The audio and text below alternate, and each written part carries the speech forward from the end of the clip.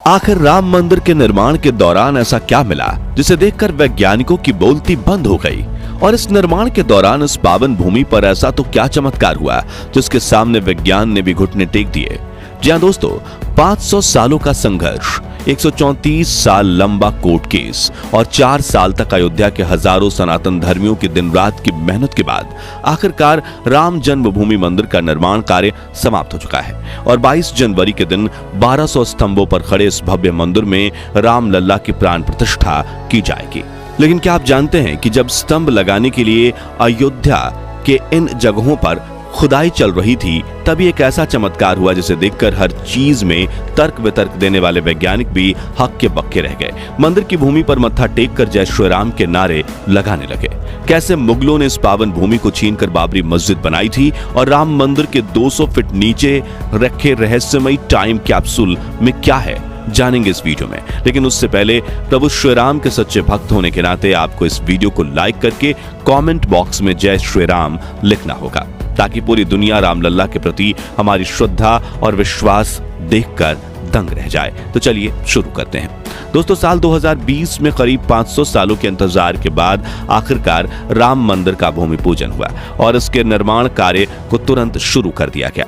ध्यान से सुनिएगा, उस वक्त भारत के इंजीनियर्स ने मंदिर के लिए 1200 स्तंभ की एक डिजाइन बनाई और अमेरिका से वैज्ञानिकों की एक विशिष्ट टीम को बुलाया गया ताकि वे इसका निरीक्षण करके सभी कमियों को दूर करने में हमारी सहायता कर सकें। इस दौरान उत्तर प्रदेश सरकार का एक ही टारगेट था कि मंदिर को इतना मजबूत बनाया जा सके कि इसके स्तंभ आने वाले 1000 सालों तक टिके रहे।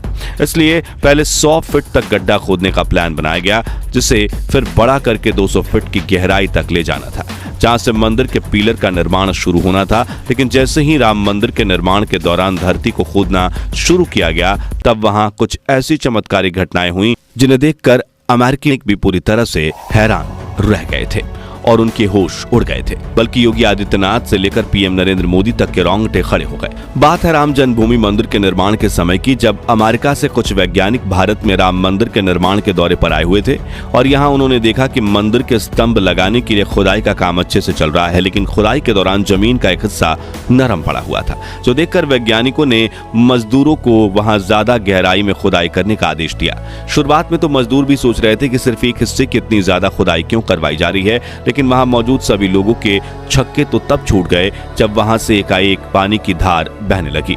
ऐसे में वैज्ञानिकों ने तुरंत वहां मौजूद मिट्टी और गीली मिट्टी यानी बालू का सैंपल उठाया और दौड़ते हुए साइंस लैब पहुंचे, जहां उन्होंने सैंपल्स का परीक्षण किया और उन्हें पता लगा कि यह तो पास ही में बहने वाली सरयू नदी का पानी है, जिसने इस हिस्से की मिट्टी को गीला कर दिया है। दोस्तों, ये बात वैज्ञानिकों के लिए काफी बड़ी समस्या बन गई, क्योंकि अगर यहां लगातार ऐसा ही पानी बहता रहता तो मंदिर के लोहे के पिलर्स जल्दी ही काट कर खा जाता है और कमजोर पड़ जाते। ऐसे में वैज्ञानिकों ने टेस्टिंग के बाद 12 खंभों के निर्माण किए और उन्होंने 125 फीट की गहराई में डालकर 30 दिनों तक उन्हें छोड़ दिया, जिसके बाद जब टेस्टिंग के लिए उन पर 70 टन का वजन डाला गया और भूकंप के झटके दिए गए तो वो अपनी जगह से खिसक गए, जिस वजह से राम मंदिर के निर्माण कार्य को तुरंत रोक दिया गया। अब वैज्ञानिकों को कुछ समझ नहीं आ रहा था कि गीली मिट्टी पर पिलर कैसे खड़े किए जाएंगे, लेकिन उन्हें नहीं पता था कि इस भव्य मंदिर को बनाने के नेक काम में उन सभी पर माता सरयू का आशीर्वाद बना हुआ है। आखिर में जब कोई रास्ता नहीं दिखा, तब सभी मिलकर भगवान श्री राम से प्रार्थना करने लगे, क्योंकि जाहिर सी बात थी कि अगर माता सरयू के पानी की धार नहीं रुकती तो मंदिर का निर्माण कार्य संभव नहीं हो पाता। लेकिन उनकी आस्था देख भगवान श्री राम ने उनकी प्रार्थना सुन ली और अगले ही दिन सरयू नदी की धारा बहना बंद हो गई। वहीं इंडियन इंस्टीट्यूट ऑफ टेक्नोलॉजी से जो लोग इस प्रोजेक्ट पर काम कर रहे थे, उनके दिमाग में भी अचानक से गीली मिट्टी में पकड़ बनाने वाले कुछ खास तरीके के पिलर का आइडिया आ गया। इन चमत्कारों को लेकर जो वैज्ञानिक हर कुदरती करिश्मे को लेकर तर्क वितर्क देते रहते हैं, वो भी प्रभु श्री राम के भक्त बन गए और उन्होंने भी राम लल्ला की जन्मभूमि के पास मौजूद दिव्य शक्ति का अनुभव किया, जिसके बाद एक बार फिर मंदिर के निर्माण का काम जोर शोर से शुरू हो गया। हालांकि दोस्तों, ये तो सिर्फ शुरुआत थी, क्योंकि पिलर बिठाने के लिए जब वैज्ञानिक और इंजीनियर्स ने अयोध्या की इस पावन भूमि पर 200 फीट गहराई तक खुदाई की, तब उन्हें कुछ ऐसा मिला जो देखकर उन सभी की आंखें खुली की खुली रह गईं। दरअसल जिस राम राम मंदिर के इतिहास को साबित करने के लिए सनातन धर्मियों ने 500 साल तक संघर्ष किया और जिस मंदिर के लिए 134 सालों तक कोर्ट में केस चला, इतिहास में उसकी मौजूदगी के सबूत तो उसी पावन भूमि में छिपे हुए थे। जी हाँ, सतह से 200 फीट की गहराई में प्राचीन राम मंदिर के कई सबूत मिले, जिसमें ढेर सारी मूर्तियां और स्तंभ शामिल हैं, जिनकी तस्वीर साझा करते हुए श्री राम जन्मभूमि तीर्थ क्षेत्र के जनरल सेक्रेटरी संपत राय ने लिखा कि श्री राम जन्मभूमि पर खुदाई में मिले प्राचीन मंदिर के अवशेष, इसमें अनेकों मूर्तियां और स्तंभ शामिल हैं। लेकिन सवाल यह है कि राम मंदिर की स्थापना किसने की थी और कैसे बाबर ने इस पवित्र मंदिर को तोड़कर बाबरी मस्जिद बनवाई थी। इस रहस्यमय इतिहास के बारे में सीमित लोग ही जानते हैं, लेकिन जब आप इसके बारे में सुनेंगे तो आपके धड़कनें भी जोर जोर से धड़कने लगेंगी और जुबान से निकलेगा सिर्फ एक ही नाम, जय श्री राम। दोस्तों, राम मंदिर का इतिहास सदियों पुराना है। जिसे संक्षिप्त समझे तो इस भूमि पर प्रभु श्री राम का जन्म हुआ था, इसलिए इसे राम जन्मभूमि कहा जाता है। और रामायण के बाद श्री राम के पुत्र कुश ने सबसे पहले इस मंदिर का निर्माण करवाया था, जिसके बाद सूर्यवंशी की अगली 44 पीढ़ियों ने राम जन्मभूमि मंदिर की देखरेख की थी। मगर फिर आया महाभारत का दौर और विश्व के इस सबसे विशाल युद्ध में सूर्यवंश के आखिरी राजा महाराजा बृहद्रथ की मृत्यु जंग के मैदान में अभिमन्यु के हाथों हुई थी।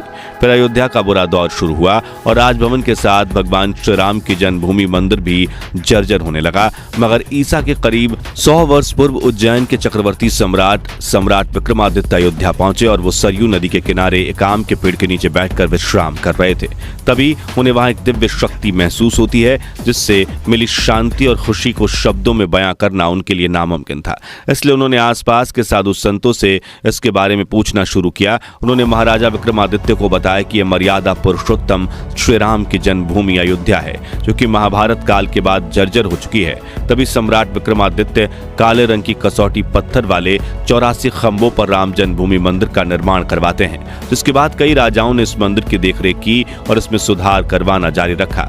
14वीं सदी में मुगलों ने हिंदुस्तान पर कब्जा कर लिया और लाखों भारतीयों की भावनाओं से जुड़े राम जन्मभूमि मंदिर को नष्ट करवाने की कई कोशिशें की। हालांकि उन्हें अनेकों बार असफलता मिली, लेकिन फिर 1528 में मुगल शासक बाबर ने इस पवित्र मंदिर को तुड़वाकर यहां बाबरी मस्जिद बनवा दी।